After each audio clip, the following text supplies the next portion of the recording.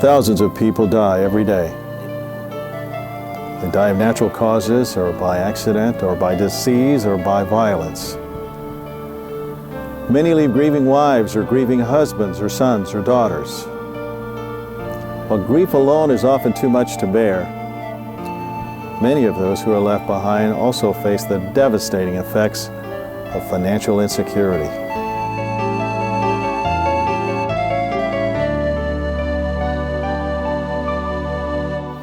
The people you're about to meet on this video are not actors. Their stories are true. Their emotion is real. Each of them suffered the loss of a loved one. They talk about grief, confusion, loneliness, and most of them also talk about the high cost of dying. They agreed to participate in this video in the hope that their true stories would convince others to prepare for an uncertain future. First, you'll meet Peggy, whose husband died of diabetes and kidney failure. Peggy and Bob had a $5,000 life insurance policy. It barely paid for the funeral. You'll meet Ray, whose wife died in an automobile accident.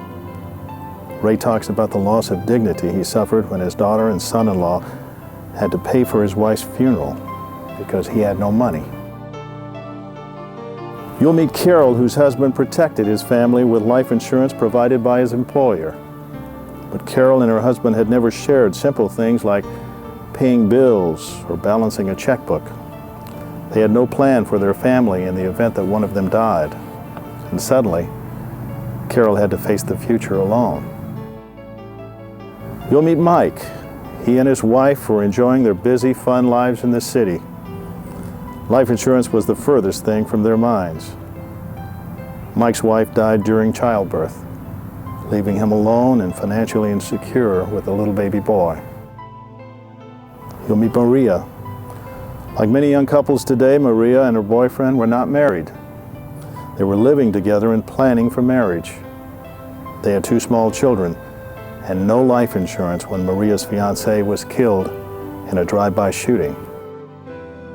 You'll meet Iris, a single mother who was caring for her ailing father, a man who didn't believe in life insurance. When he died, Iris was left to handle his affairs.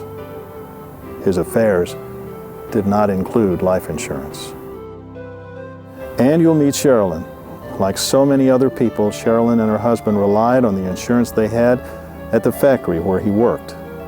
He was laid off, leaving them with no health insurance and no life insurance. Sharlyn's husband died of cancer after suffering for months, leaving her with huge hospital bills, funeral expenses, and no money. True stories of average people who face the loss of a loved one and the high cost of dying.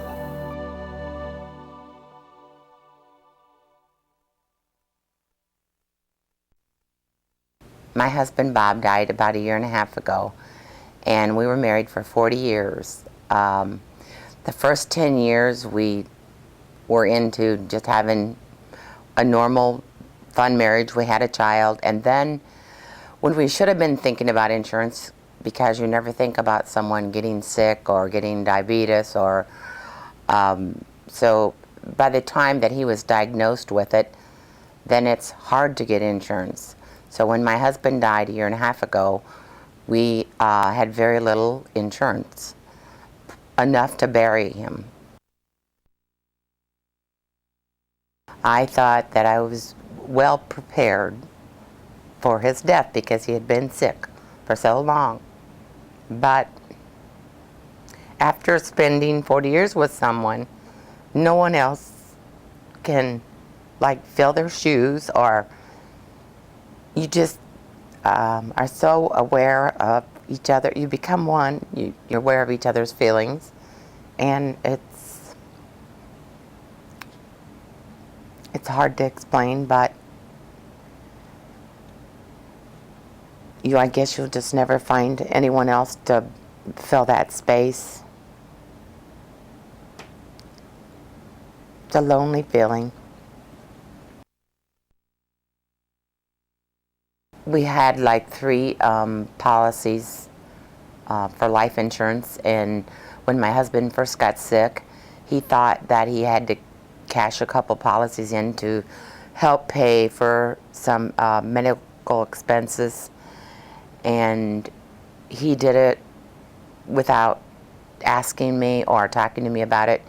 He he thought that it was necessary, and so he went ahead and did it. He found out later that it wouldn't have been necessary to get help, that we could have gotten help for some of the bills. So that left me with a $5,000 life insurance policy. And at age 62, that's pretty devastating when you have worked all those years and you hope and pray that you will stay well so you can continue to work.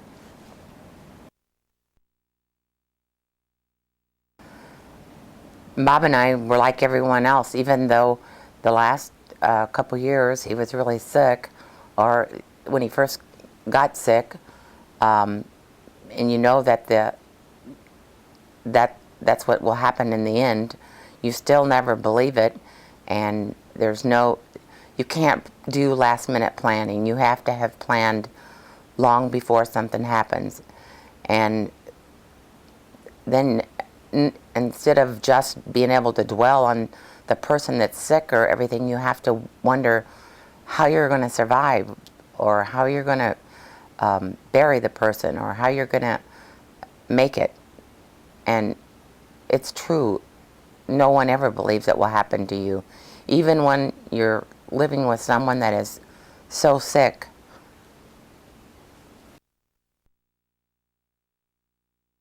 The toughest part is just surviving, I guess. I'm fortunate I have a lot of friends and family, but it would be nice after all these years if I would have had a little bit of a life insurance so you didn't have to worry about if you got sick or couldn't work to support yourself. It would have been really nice. My son Stephen and his wife Michelle blessed me with a little grandson who is now 8 months old, and I just suggested to them the other day, I was talking to them about life insurance, which Stephen is well aware of, as he knows what I went through after his dad died. He got a policy that he had taken out, we had taken out for him early in his college days, and he had the opportunity to buy more insurance for his family, and I encouraged them to do that, and he was ready to do it anyway.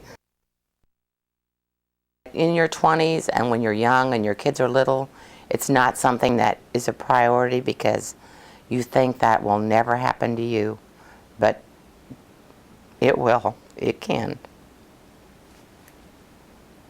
So please, protect your family and your children and the people you love.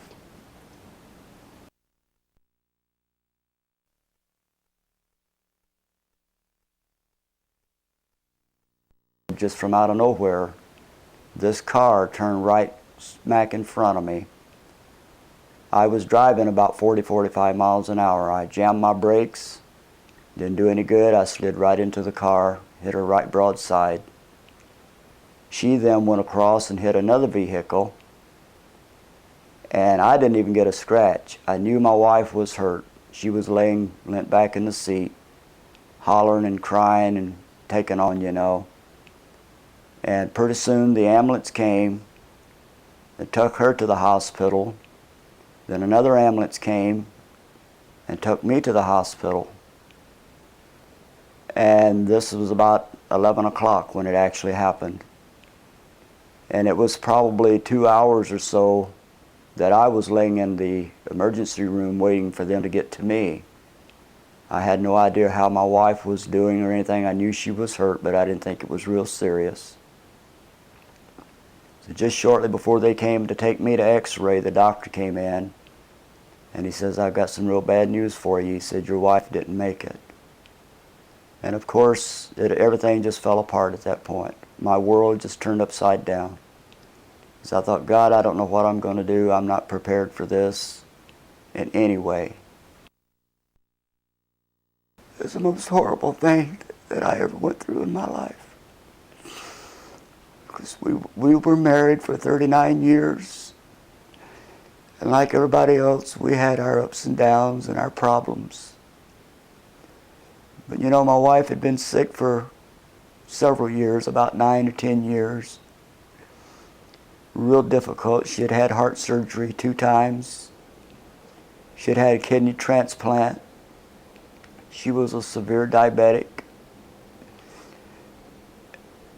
And they said that her internal organs was just so decayed and so deteriorated from all the medicine that she was taking and all the disease that she had, that really it was the trauma of the accident that finished her off.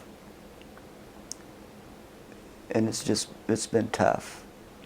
It's a little over 7 months ago now. And some days it's almost like it was that day.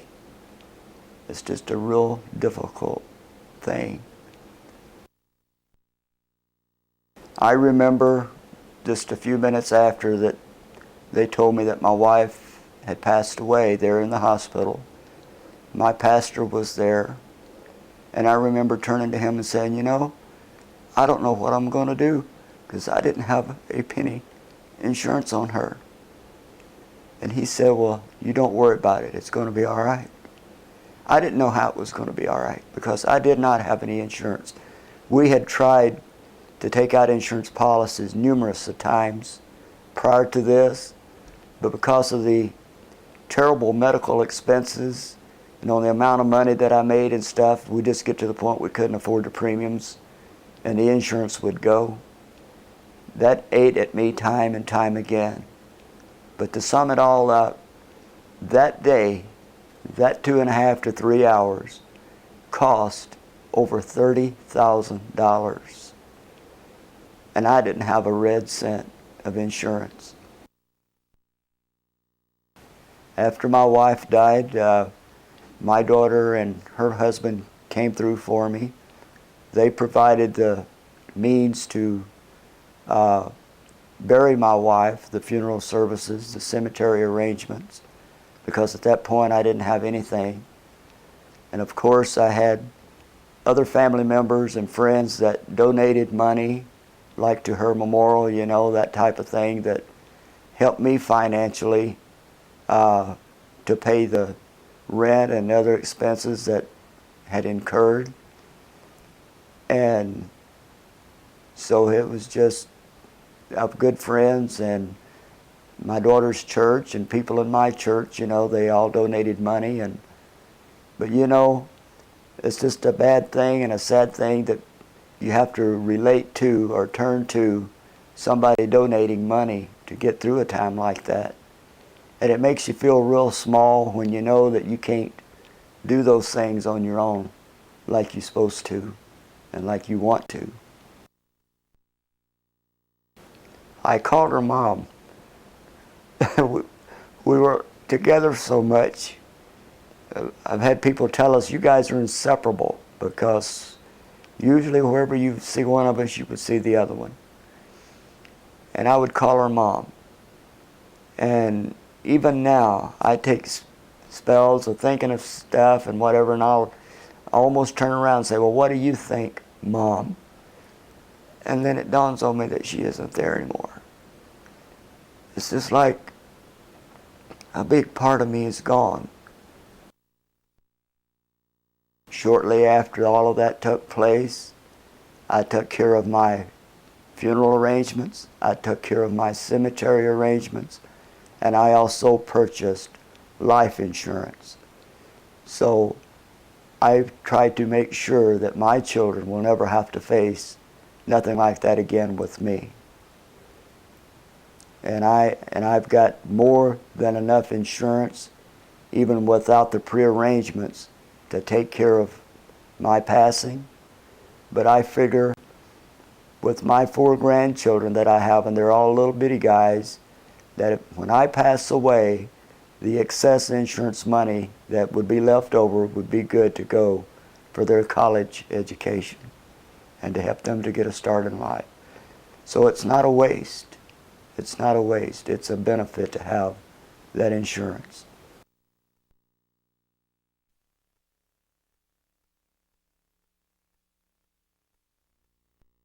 My husband Michael passed away 8 months ago. He was diagnosed with cancer, and he went to the doctor. He was sick, and they thought it was an ulcer. And come to find out, it was stomach cancer, which had spread to his whole stomach and part of his intestines. They did surgery on him. They took out his stomach and part of his intestines, and they thought maybe they had got it all, but the doctor wasn't sure. My husband got sick a month later, and they found out that it had spread even farther, and that they gave him a month to 2 months to live. And he passed away at exactly a month after that from the stomach cancer. It was very hard. It was the hardest thing to see them lift my husband out of that bed and put him on the stretcher to take him out. I don't know. I miss him every day. And if something go wrong, I think about if he was here, how he'd fix it or make it be better, or just to be there and talk with me. But I don't have that with him. I mean, I have it with anybody, my family and friends, but to have this person you've been with for 28 years there beside you makes a difference, because we was one, and he was always there. Or even when he worked, if I called him at work, he'd talk to me and calm me down from something that may have happened and stuff or went wrong. But I don't have that now. Not the personal voice. I'm able to talk to him, but it's not the same at all. After Michael had died, the thing to do was to get the coffin. I had tried talking with him before about it, and he said whatever I wanted to do was okay with him. So I was able to pick that out before he died and made some arrangements. But it's expensive. It's more expensive than people think. You know, and they do try to get you to buy extra and tell you need these different things. And when I went and got his picked out, they tried to have me to go with the mausoleum, because they said that's what everybody was going with now, instead of the ground burial, that was better. And and then you could always sit inside when it got cold, and you could visit with them anytime. And that's the best way to go. And I just listened to them, because I remember having to go through this with my mom and stuff, and I was like, no, I'm gonna do what I feel in my heart, what I think is best and will be best for us. So I got what I wanted. I didn't let them talk me into getting anything extra or saying this is what most people go with this here, which is higher. It's very expensive to die. There's stuff people don't know about, and and that's when they try to get you. It's not, I won't say it's deliberate, but it's like, well, you want to lay them out the best way you can, and this would be the best right here. So you have to try to prepare as best you can. It's hard. It's very expensive. I knew we had insurance, but I never thought about it. I was thinking about something I can do to make him live longer. The insurance, I never thought about it until when he died, and they said, what are you going to do? I said, well, I don't know. I have to call his job. And they took care of it. But it was the hardest thing. I knew we had insurance, but I didn't know how much. So I was scared that we wouldn't have enough. I was like, what if we don't have enough? What are we going to do? if he hadn't had insurance, it would have been really hard for us because we would have lost everything. Our house, the cars, everything. We had been married for 28 years, and we never expected either one of us to die. And now that he's gone, it's hard.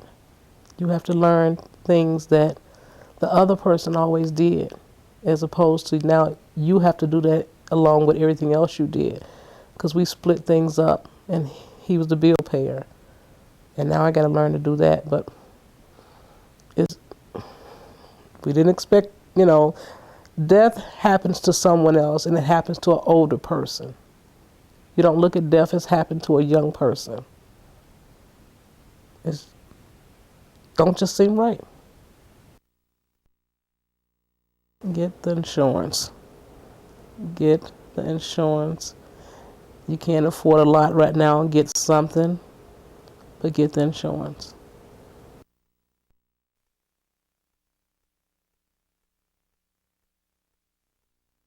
My wife had just given birth to a beautiful little boy. I had trouble sleeping that night, and when I got up in the morning to go shave, the phone rang, and I knew something was wrong. I answered the phone, and the receptionist said that I should get to the hospital as soon as possible. Something had gone wrong. I flew down there, and probably the toughest thing for me was to come through those doors and seeing a doctor and a few other people standing around waiting for me, because I knew the news was very bad, and it was the worst news I could have received, that Tina had just passed away. And I rushed in to hold my baby boy. I remember holding Todd for a long time. We were in a room together. I was very confused. I was hurting, and I was holding on this baby boy, and I knew that for the rest of my life, it was going to be he and I. All I wanted to do at that point in time was to take care of him, and hopefully that I would get over the grief of losing my best friend. Tina meant everything to me, and here I was, ill-equipped at the time to take care of Todd, but at the same time, I knew that was the only goal in my life, that was to take care of this little baby boy. Problem is, the pain and the confusion didn't go away, and it hasn't gone away, but I feel like that because I was focused on becoming a father first and a working parent second, and remembering the fond memories I had of my wife, that I was going to be able to succeed bringing this boy up, and he would be happy and healthy. We met at a party, and I knew, and she would tell me later, that when we met, it was love at first sight. I spent a good year and a half with this lady, and I felt like the world was mine. I was completely in love with her. We shared everything. It was a wonderful, wonderful feeling. And when in the morning she announced that she was pregnant, I was in heaven. And this was a dream come true. And at that point in time, we started planning for the future. We went out to the Westchester County outside of New York to find a house. We started buying baby clothes. I planned everything, except I forgot the one thing that I really, really regret to this day, that I didn't have the proper insurance. And I'll never forget that. What was scary to me when this happened was that all logic and reason left. It was borderline panic.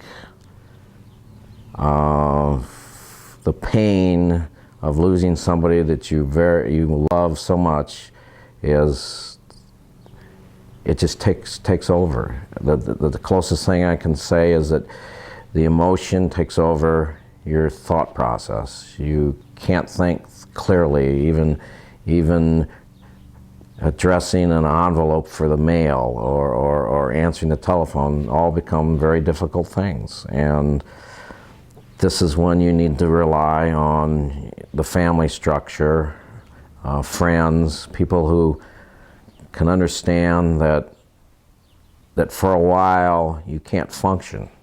And the good thing I had going for me was that when I was in this fog, I could always hold Todd. Holding Todd for long periods of time got me through this thing. And I just hope no one goes through this. It's very difficult to describe. The toughest decision I ever had to make was to make up my mind whether I could keep Todd, knowing full well that I was still grieving, or to give my son to my sister for a while I tried to get my act together. This was very, very, very difficult for me because the fact that Todd was around and I could hold him and hug him was the very glue that kept me together. And to give that warmth up for a year was a very difficult decision. I let my sister take care of my son for practically a year while I got my life together, because I knew that during that year I couldn't function and be a good father. Had I had the proper life insurance, I probably could have avoided giving my son to my sister. Had I had the proper insurance, I would have been able to take care of him and together get through this grief. It was tough. I didn't have any insurance. I regret it to this day. And I know darn well that had I had life insurance at that time, it would have helped me solve the problem of holding Todd and supporting Todd financially. It was very difficult. I know that my wife and I had talked about life insurance. We talked about a lot of things, and it was just one of those things where we said, well, as soon as the baby's born, we settle down, we'll get to health, we'll get to life, auto, etc. We had no idea, of course, this was what was waiting for us, and if I had to do it all over again, I would have had the insurance, because I know that it would have helped in one of the darkest times of my life. When you go through life, you can't be assured of anything. However, you can prepare for anything. And I suggest very strongly to anybody out there contemplating having life insurance, please, for yourself and for your family, have a good life insurance policy.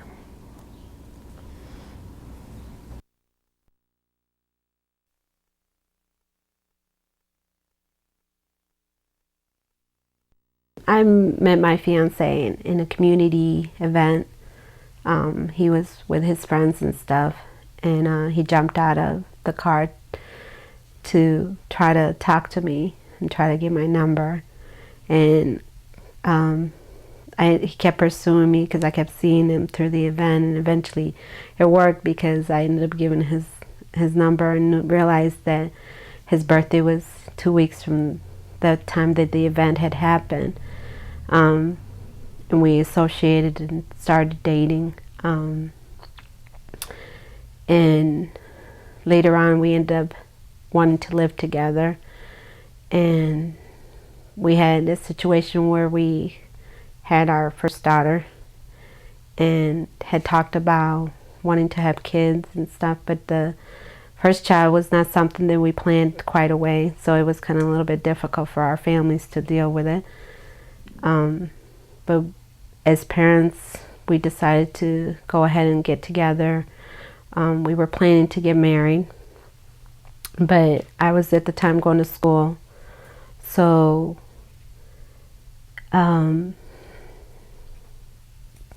we ended up getting a house to rent and planned on having our second daughter.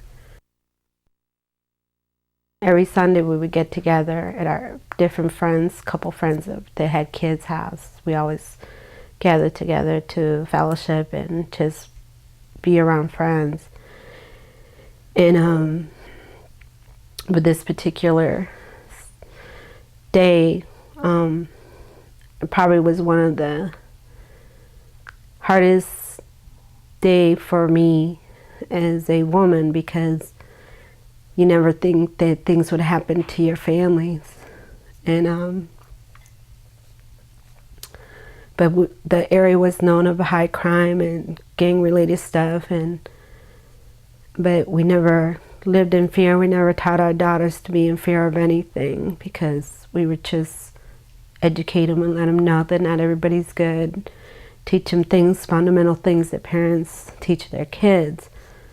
But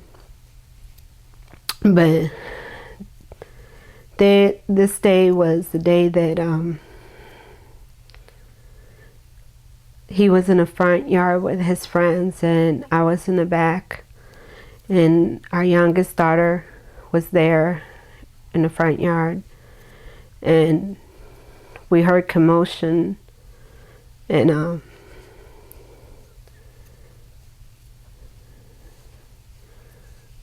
you heard screaming, and all of a sudden you heard guns, and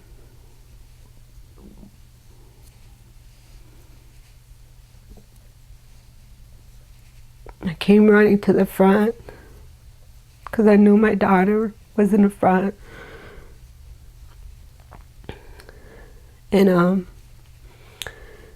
people were screaming, and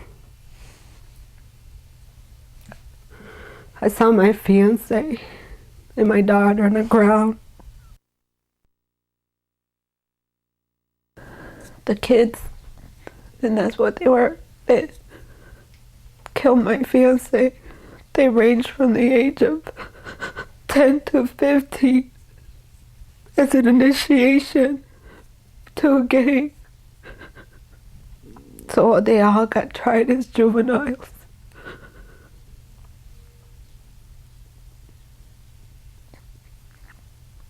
So how can you,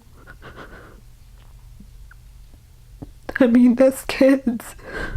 I think that's makes it harder, because it's a child taking away a life, and almost took the life of my child. That's why I get mad at the parents. Where were they to educate their kids?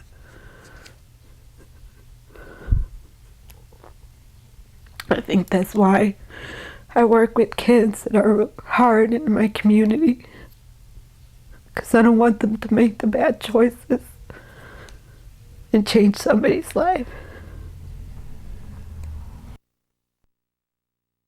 I think when you think of marriage, you have to think of insurance, and we talked about it, but at the time it wasn't like a priority, because you always think you're going to be, since you're young, you're always going to be around. So we kept putting it off. But if I had to do it different, it would be a priority before anything. Just like we didn't have wills. You know, you don't think about stuff like that until you have a tragedy happen to you. So it had to come out of my pocket. But I don't think I would have done it if people in the community didn't step up to the plate, because I didn't have any money saved. You know, we the money we were saving was saving for our wedding, for our honeymoon. So everything had to be given to his funeral. And that wasn't enough either.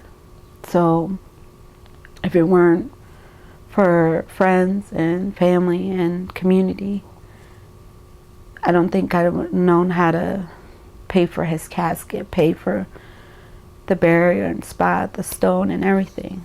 So it came such a shock to have to so quickly come up with such quick money to give a dignity to bury a loved one.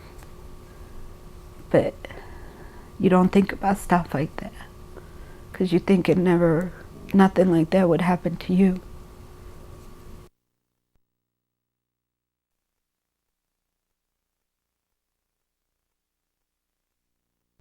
I was caring for my father because he was really sick. And he and I had talked about a lot of things. I had tried to convince him to get life insurance, and he always said, I don't believe in that. And I would ask him why, because, you know, when you die, people are left with a lot of burdens. And he would say, well, I'm not trying to die, I'm preparing to live. And I don't think he ever thought he would die. And when he died, it was kind of stressful for us. He had a little money put away, but you couldn't change the way he felt. When I lost my father, I felt like I had no control. I didn't know what I was going to do. I just felt lost. And being an only child, I didn't have a sibling to call or anything like that. So that was a hard day for me. Just the whole planning, contacting the funeral home. They want their money now, and trying to figure out, okay, I know he didn't believe in life insurance. What am I going to do? You know, that was tough. You know, he had money put aside, but still, had he had life insurance, it wouldn't have been as stressful for me. I didn't realize that when you die that you have to pay to go into the cemetery. I mean, thousands of dollars just for your whole service, which include flowers. And we didn't have a lot of flowers because he wasn't that kind of a guy, but just his funeral alone was thousands of dollars. And that was difficult, trying to figure out how I was going to do it and where it was going to come from.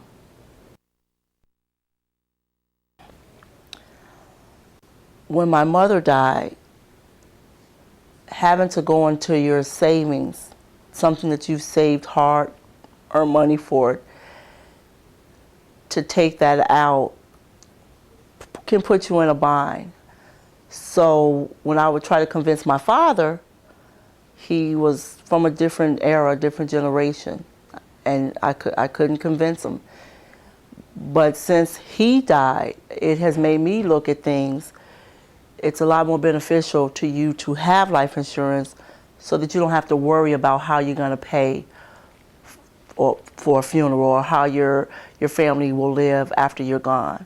And I have a small child, which makes me concerned. I want to prepare so that if something, God forbid, happens to me while he's small, he'll have something from me. And it won't be such a burden on him. I miss my dad a lot. I miss him a lot. And if he was here, I would tell him. I would buy a policy for him and make him sign it. That's how important I feel life insurance is.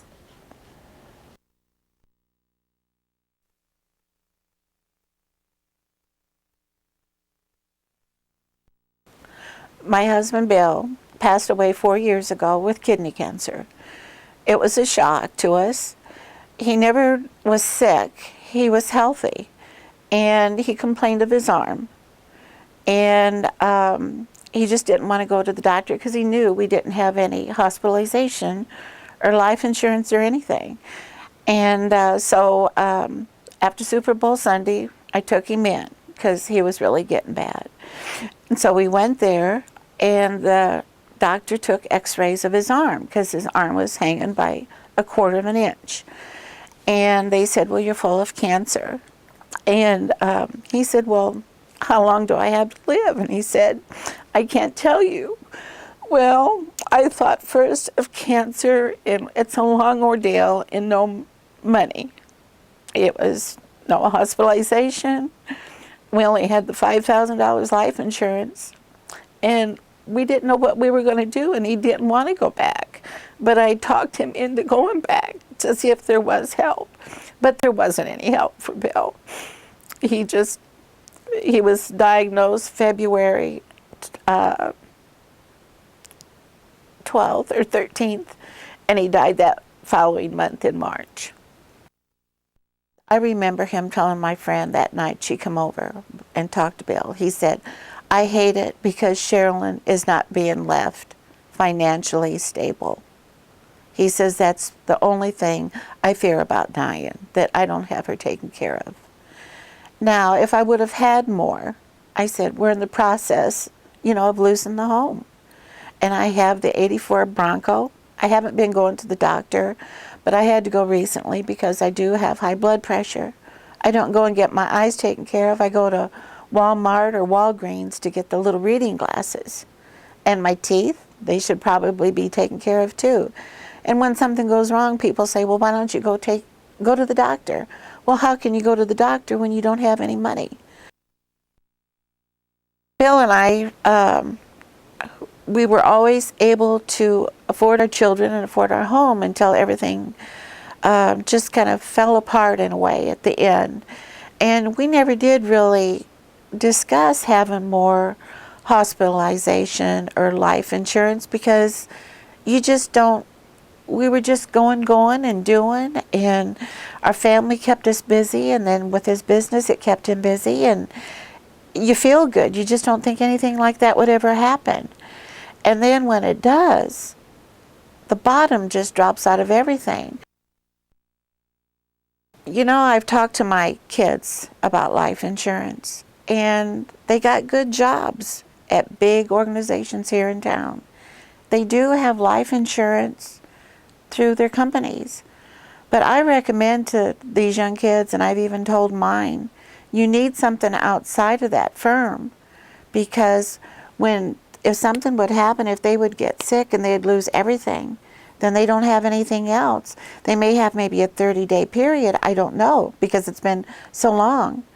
But if something would happen like that, so I strongly think that the people nowadays, maybe they should look outside of the companies they work for and get something else with an insurance agent, that they would be there all along and they would work with them even if they would happen to lose their job.